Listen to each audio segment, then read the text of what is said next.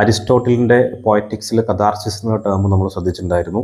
Purgation or purification എന്നൊക്കെ meaning വരുന്ന ഒരു ഗ്രീക്ക് ടേമാണ് കഥാർസിസ് എന്ന് പറയുന്നത്. അപ്പോൾ ഇതെങ്ങനെയാണ് കണക്ട് ചെയ്യുന്നതെന്ന് വെച്ചാൽ, ഒരു നാടകത്തിലോ അല്ലെങ്കിൽ ഒരു സിനിമയിലോ അല്ലെങ്കിൽ കഥയിലോ നമ്മൾ വായിക്കുന്നു, ഒരു the main like antagonist or protagonist അവർ കടന്നു പോകുന്ന സിറ്റുവേഷൻ, അത് കാണികൾക്ക് വായനക്കാർക്കുണ്ടാക്കുന്ന ഒരു വേദന, ഒരു പക്ഷേ സങ്കടത്തിലൂടെയാണ് കടന്നു പോകുന്നതെങ്കിൽ നമ്മൾ വിചാരിക്കുന്ന ഒരു ക്യാരക്ടർക്ക് നമ്മൾ ഒരുപാട് ഇഷ്ടപ്പെടുന്ന ഒരു ക്യാരക്ടറിന് ഒരു വല്ലാത്തൊരു സാഹചര്യത്തിൽ ആ ഒരു ക്യാരക്ടർ കടന്നു പോകുമ്പോൾ സ്വാഭാവികമായിട്ടും നമുക്കുണ്ടാകുന്ന ഒരു ഫീലിംഗ്.